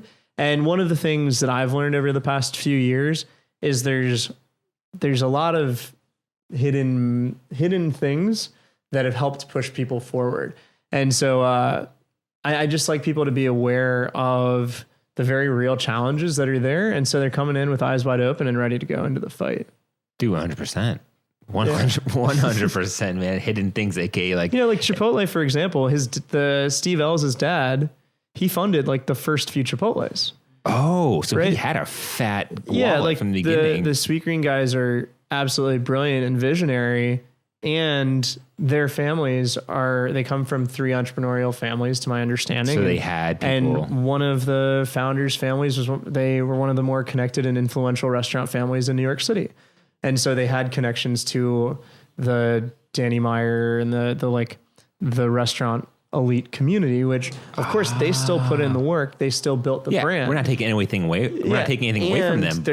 There's all of this social capital that's there or beyond, which serves as, if you're playing Mario Kart, one of those accelerator pads. Yeah, they had the freaking mushrooms, bro. They had the 3-stack mushroom, dude. Like they had, like, you guys just had like green shells, dude. Like, we had a few of the launch pads, but a lot of green shells as well. 1 or 2 red shells, but you know, you got to get what you got. But that's interesting that you said that. I never knew that. I always thought that Sweet Green was just like 2 dudes from, Georgetown? Yeah. Which I already was like, all right, they got fucking money. They're going to Georgetown. But I didn't know all of that. Like, and I mean, like they went, I mean, as I understand the story, they absolutely had those moments where they were like, fuck, we might have to close this company down. And they put in the work, and there's more to like a lot of these stories. And so that's something I've learned in the past few years. And I think it's really important to keep that in mind. But yeah, like, so just kind of continuing that path, it was like, found the money, found the spot, took forever to sign a lease. Apparently lawyers are always on vacation in the summer. Yeah, right. And then once we signed the lease, you know, we hired an architecture firm, went through this really exciting design process of trying to figure out how we combine our 2 worlds. So thinking about how we bring in the energy and the color and the excitement and the chaos from Indian culture, but also knowing that we are American too, and bringing that in also, and being authentic to us, because that's just a word that means something different to every person. And so we design the space, then you go in for permits. Permits take forever. There's a lot of construction happening in DC. And so you wait 3 or 4 months for your permits to come through. And then after all that, then you start building your restaurant, and that also takes 3 or 4 months. So you do all of that, and then finally you get to hiring your staff, training, doing your soft openings, and then finally really getting to opening day. It always feels like that seems like the most fun part, though. Like, not the whole waiting for permits or the location, but actually building a restaurant. Like, that's when it's real, right? Like, that's I mean, you're the seeing it every day. moment. You come in and you're like, and there's these periods where it's like very incremental, and you're just like, oh, it looks the same for the past 3 weeks, and then you come back 3 weeks in one day, the 22nd day, and you're like, oh shit, this is a restaurant now. Like, this is really coming together. Yeah, I mean, like, that seems like the fun part, but it also super stressful. Like, I mean, you know, if you've never managed a project at that scale, or you've never worked with, you deal with like 20 or 30 different contractors. I mean, you have your main contractor, but there's so many different moving parts. And you're like 25, like, or 25, 26, I don't know, but you're dealing with all this grown ass stuff for the first time. Yeah, like, and then nuts. Oh shit, that pipe broke, or this thing is having a problem. That's going to cost you an extra $10,000. And you're like, fuck, you know? Yeah. So it's like really exciting, and also kind of like an interesting process of just learning how to manage people, how to manage timelines, how to manage budgets, and it's like conducting an orchestra when you don't really, at least the first time, when you don't know what the sound's supposed to sound like. But dude, you guys built something that I don't want to say it like that, but it blends in with the competition that you had there. That's why when I saw it, I was like, oh, this is corporate too. I was like, oh, they have like 1,000 locations too, because like it blended so well in with all that competition that you had to like excel at, to not be a hole in the wall, to meet. And that's why it was also surprising. Like, you did like such a good job at that. I was like, this is even nicer than how they did it. Thank you. Yeah, so, I mean, we set out with this funny goal with our architects. We wanted our first restaurant to look like our 40th. Dude, you did it though. Yeah, just like to make people feel, oh, if I'm debating between Chipotle and this place, this isn't some random restaurant. This is like something that feels like it's got a presence. And in a funny way, there's moments where we talk about how we feel we may have over-designed, in that like people think we're a chain. And I'm like, no, I kind of want you to know that I'm a local small business. And so we're trying to figure out, and I think we'd been a little bit shy to tell our story because we didn't want it to be about us. We wanted it to be about the restaurant, but trying to think about how we introduce little moments to remind people that, you know, we're made in DC. We both live in this city, and we're invested in this community, and we're really proud to rep the city. You know, I saw it. Like, you have the memorabilia and the pictures of you and your family on the walls, like where you would wait in line and stuff like that. Like, now that I realize that's very strategic too, but like that should be there because I want to know that. People need to know that. The MAGA hat guy definitely has to know that shit. It's like how I brought that all back right there. Oh yeah, it's like, I waited an hour and a half to bring that shit back. Perfect circle. Dude, that is nuts, man. Holy shit.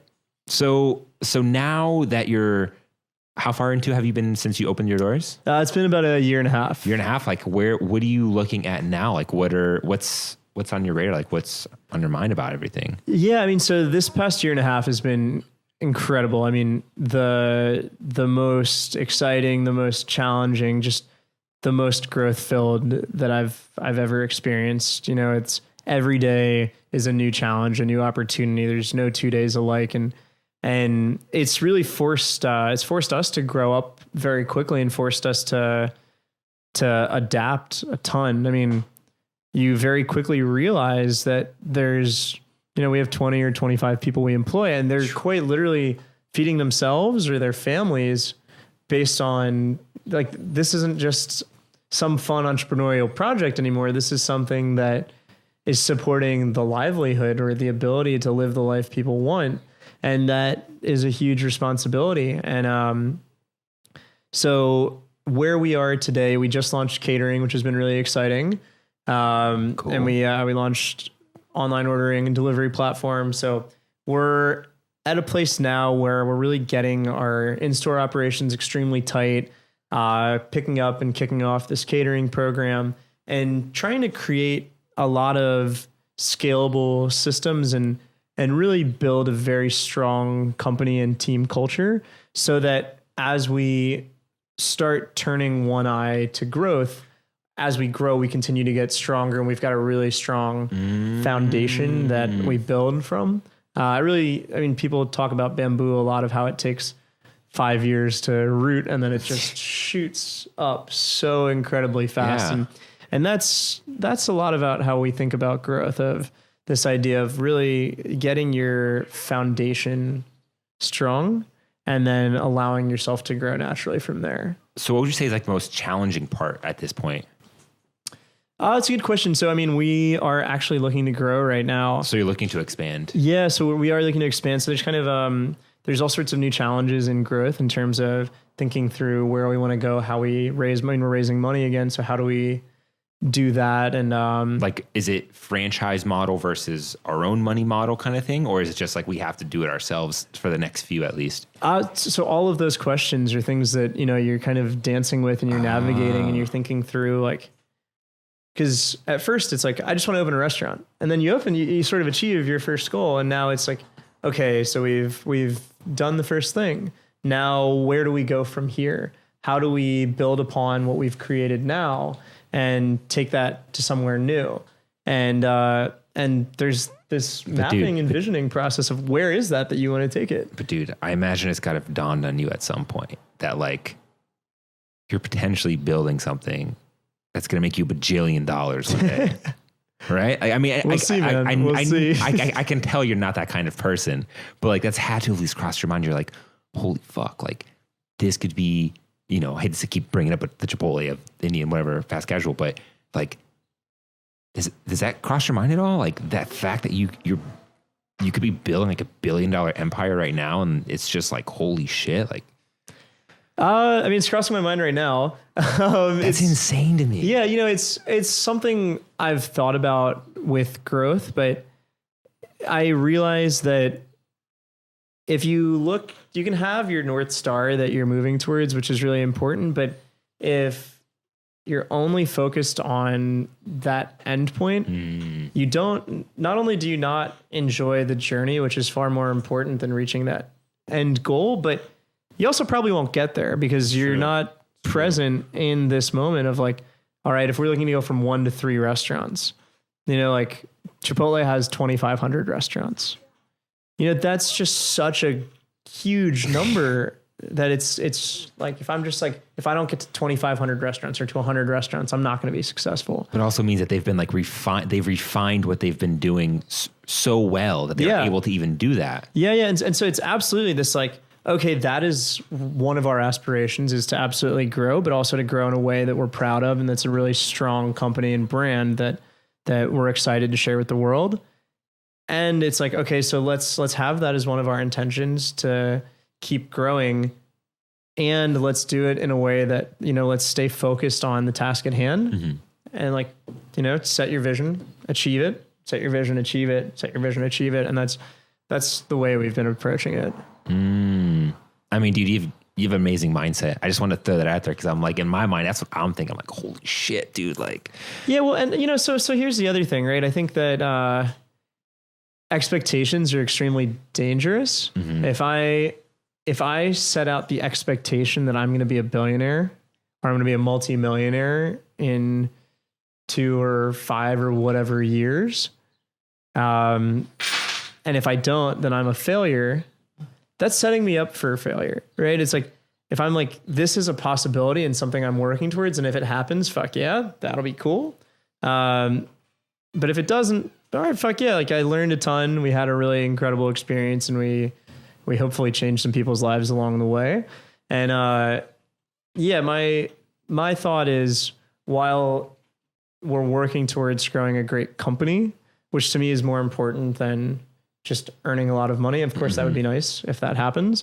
But if I focus too much on that goal, I'll lose sight of what's making us great right now. Yeah, it's like if you look too much at like that possibility, it's like you're not going to be focused on just getting what you already have perfect and amazing and making it like the best experience for everyone and making it that thing that you always wanted. If you are only focused on like, okay, bottom line, all right, well then let's get the shitty chicken. All right, let's get the cheap, we're going to use the cheaper tomatoes. We're going to use this, we're going to use that. And all of a sudden, the thing that makes it so that you're able to scale the product quality, the service quality, let's have 3 employees instead of 5 because it's going to save us money. In the long run, like, I think you have to be really mindful about what you're prioritizing and what you're incentivizing, and actually understanding what's going to allow you to grow. So I think the answer to your question is very much a yes. And like, yes, absolutely. That's something that's crossed the mind. And what I'm excited about and really looking forward to is building a company that has the ability to last and that has the ability to make a lot of impact, not only on the lives, we call it the squad of our squad, which is our employees, but also to really positively impact the people that are walking into our doors and hopefully be a spot which puts a smile on their face. Hell yeah, man. Respect, dude. Well, I feel like we're like naturally coming to an end here. Like, it's been amazing talking to you. So just one last thing I like to ask people. Yeah. And do you have anything to say or anything to those people who might be listening to this, who are those 9-to-5ers from DC, like those people who are looking at you and be like, God damn, he did it. Like he was able to quit his day job and focus on his passions, like the people that are at their government jobs during the day and they just they are the disconnected person. I forget what you said, but like they are that disconnected employee, a disengaged employee, and they're thinking, how can I open this restaurant? How can I start that falafel stand? How can I freaking start making my own beer? Like, what would you say to that person? Like, is there any advice or any sort of just like wisdom or what comes to your mind? Yeah, it's a great question. It's something I spend a lot of time thinking about. And I mean, I think the first thing is, if that's the person that's listening to this, the fact that they're seeking it out in and of itself is a really positive first step. And I think it's important to take a moment to acknowledge that, right? Of like, you already clearly have that intention and you're already aware that you're not necessarily happy, which is such an important step. And that, like, the advice, it shifts quite a bit from a person to person thing. And I don't actually think entrepreneurship is for everyone. I think everyone has the capability to be an entrepreneur, but the lifestyle it's like, there's a lot of the sex appeal and a lot of the cool parts, and it's extremely challenging and difficult in a lot of ways that if you are a person that really needs stability in your life, you might not have it as an entrepreneur, at least for X period of time. Yeah. And so, I want to be mindful to not just say like, yeah, quit your fucking job, go start your own company. So my perspective on it is that if you're in that position, to surround yourself with people that inspire you. If you run into someone that is leading a life in the way that you want to be, ask them to go get coffee and talk to them and understand what are the steps that they took? What's their journey been like? Yeah. If you're unhappy in your current job, before starting to really like just completely disengage, actually ask, why am I unhappy in this role? What is it that I think will make me happy? Mm-hmm. And I think there's a lot of micro tests that you can do. So for example, if you think there's these 10 things that I'm interested in, go talk to people that are in those 10 industries, or go volunteer with an organization that's doing that kind of work and figure out like, all right, where am I lighting up? All right. And like, don't just think about it, like test it a little bit, like test those hypotheses that you're thinking about. Yeah. Get some experience in that idea or whatever. Yeah, exactly. And then also like, if you want to work, like if you're working in the government and you want to work at a tech startup, figure out, okay, start meeting people in that space. And also think like, okay, if I want to be a designer, a lot of people, like I absolutely believe in the, like, listen to your heart and follow your passion. Mm-hmm. And then also, if your passion is to be a designer and you don't even know how to use Photoshop, you're not going to be a very good designer. And that's not to say don't become a designer, but it's understand where it is that you want to go. So it's, I guess that's really the first question of what is that you don't want that's going to help figure out what you do want. Mm-hmm. And once you've started to have that direction, you've started experimenting. And so let's follow this designer example and say, okay, I want to be a designer, a graphic designer. Then understanding, okay, what are the basic skills I need to be able to enter that field? And also, even within that field, what is it that I'm working towards? And it's okay if you don't know the answer, right? It's like these things continue to come to you with time and they continue to evolve. but talking to other people that have been in that space, figuring out what opportunities exist. And then also like, I'm all about taking the leap and committing to something that you really believe in and that you're passionate in, but also be really like, I think it's important to be realistic of, okay, I want to start a lemonade stand. Okay. If I want to start a lemonade stand, how long is it going to take me to start that? Am I going to have enough money to pay my rent? Yeah. Right. It's like a level of practicality. Yeah. And I think there's this romantic notion of just like, fuck it, jump off that ledge and the net will appear. You'll figure it out. Right. And I absolutely do believe in like, trust the universe, it's got your back, all that kind of stuff. And that little bit of extra time of just thinking through what does this actually look like?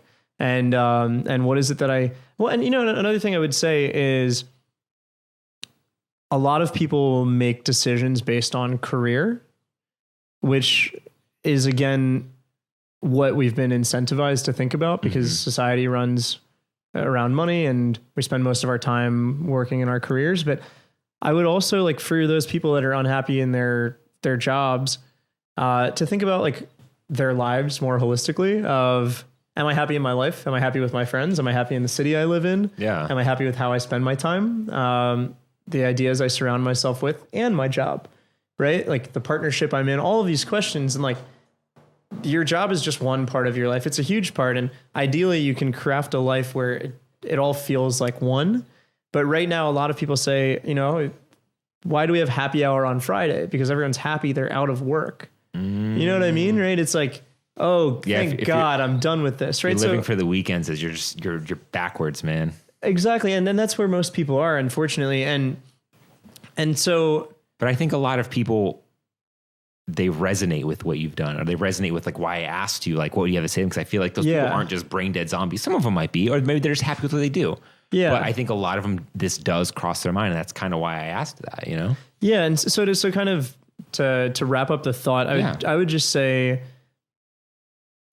take time to understand what it is that you want in your life. If you could design your dream world with no limitations, nothing holding you back, not even your own mind, what is it that you would design? Not just for your career, though that's an important part of it, but what kind of world do you want to live in? And then start taking tangible steps to move towards it. Word. Dude, good advice right there.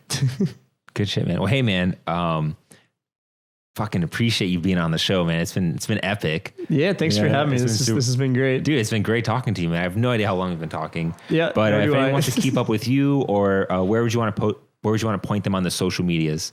Yeah, absolutely. So I am not super active on social media, though I'm starting to dabble a little bit more. But on Instagram, I'm at Sahil, Sahil 1224.